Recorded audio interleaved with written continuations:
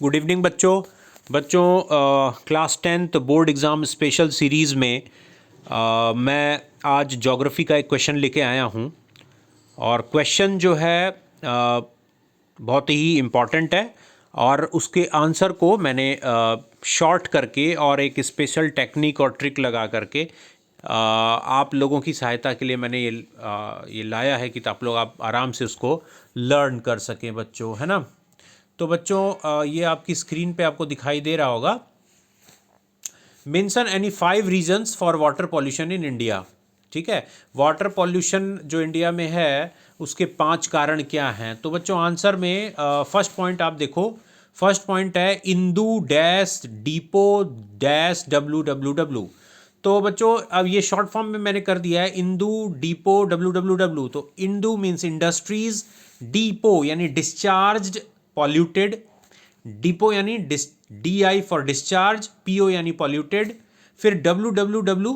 तो first W का मतलब वाटर, सेकंड W का मतलब वाटर रिसोर्सेज और थर्ड W का मतलब है विदाउट ट्रीटमेंट। तो अगर हम इसको कंप्लीट सेंटेंस में बोलेंगे तो ऐसे लिखेंगे, industries discharged polluted water into the water resources without treatment. यानी जो इंडस्ट्रीज होती हैं बच्चों, उद्योग जो होते हैं वो पॉल्यूटेड यानी अपने गंदे पानी को, ठीक है, वाटर रिसोर्सेज यानी किसी तालाब में, झील में, नदी में डिस्चार्ज कर देते हैं, छोड़ देते हैं बिना उसको साफ किए, विदाउट ट्रीटमेंट यानी बिना उसको साफ किए। तो ये फर्स्ट पॉइंट हो गया। सेकंड पॉइंट बच्चों मैप, MAP मैप। ठीक है, तो मैप का फुल फॉर्म क्या है? Malpractices in agriculture production. Malpractices यानी गलत तरीके, एग्रीकल्चर प्रोडक्शन यानी कृषि में जो उत्पादन होता है, खेती में जो हम फसल उगाते हैं उसमें गलत तरीकों का उपयोग होता है, उसकी वजह से भी वाटर पॉल्यूशन होता है। तो मैप में क्या है, मैप में कौन कौन से गलत तरीके होते हैं? फर्स्ट देखो CRG। तो फर्स्ट सी आपको दिखाई दे रहा होगा, फर्स्ट सी यानी केमिकल्स, तो यूज ऑफ केमिकल्स। ठीक है, आर रिवर्स यानी फ्लो इनटू द रिवर्स, यानी ये जो केमिकल वाला पानी है, यूज ऑफ केमिकल, कई तरह के केमिकल्स यूज करते हैं, जैसे हम लोग केमिकल फर्टिलाइजर यूज करते हैं, इंसेक्टिसाइड्स यूज करते हैं, पेस्टिसाइड्स यूज कर सकते हैं ना।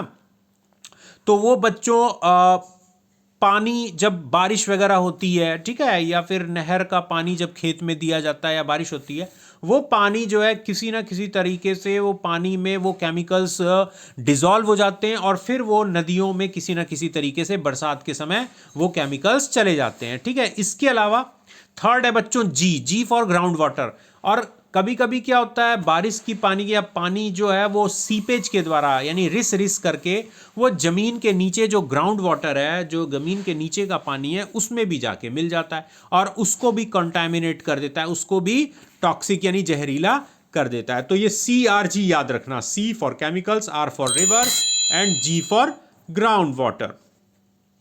ओके बच्चों, अब बच्चों नेक्स्ट है, थर्ड पॉइंट है HDMI। बच्चों HDMI तुम लोगों ने बहुत सुना होगा, तुम लोग तो बहुत इसके कीड़े हो। HDMI जो HDMI नहीं, टीवी में जो आजकल स्मार्ट टीवी वगैरह आ रही है, LED टीवी आ रही है, उसमें एक पोर्ट दिया रहता है जिसमें HDMI 1 HDMI 2 ऐसे ना, इसीलिए मैंने इसको HDMI के रूप में बना दिया। तो H for human uses water, यानी जो डोमेस्टिक यूज होता है ना। अब तीसरा क्या होता है, तीसरा जो पॉइंट है उसमें बताया गया है कि ह्यूमन यूजेज वाटर, यानी जो मनुष्य होता है वो डोमेस्टिक यानी घरेलू उपयोग के लिए जो पानी यूज करता है। फिर क्या होता है D for drains into water body, फिर वो गंदा पानी जो है जो हम लोग घरों में यूज करते हैं, नहाते हैं, धोते हैं, वॉशरूम में यूज करते हैं, वो सब गंदा पानी जो है वो बह करके बच्चों वाटर बॉडीज में किसी तालाब में, नदी में चला बह जाता है।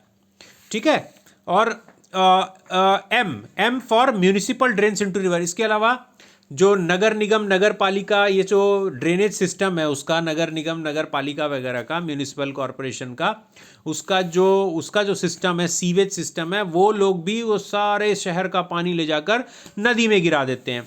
I for increase pollution in reverse. ठीक है, इसकी वजह से क्या होता है बच्चों, ये जो सब नदी में गंदा पानी जाता है, ये सब शहर का पूरा, उससे क्या होता है, नदियों में पॉल्यूशन इंक्रीज हो जाता है। फोर्थ पॉइंट है बच्चों न्यूज, NEWS। आप देख रहे हो ना, आपकी स्क्रीन पे दिखाई दे रहा होगा। ये मैं इसको और बड़ा कर देता हूँ, है ना। न्यूज़, तो न्यूज़ में N for nuclear power plant. अब जो पॉल्यूशन, जो चौथा वाटर पॉल्यूशन का जो कारण है, फोर्थ है, वो न्यूक्लियर पावर प्लांट्स। अब ये न्यूक्लियर पावर प्लांट्स क्या करते हैं? N for nuclear power plant, E for emission of radiation. अब ये जो न्यूक्लियर पावर प्लांट से जो रेडिएशन निकलता है, अब ये रेडिएशन भी वाटर बॉडी में चला जाता है। कैसे? Wastes are discharged. जो न्यूक्लियर पावर प्लांट का जो वेस्ट है, यानी जो कचरा है, वो पानी किसी वाटर बॉडी में, सी में, रिवर वगैरह में डिस्चार्ज कर दिया जाता है, छोड़ दिया जाता है उस पानी को। तो क्या होता है?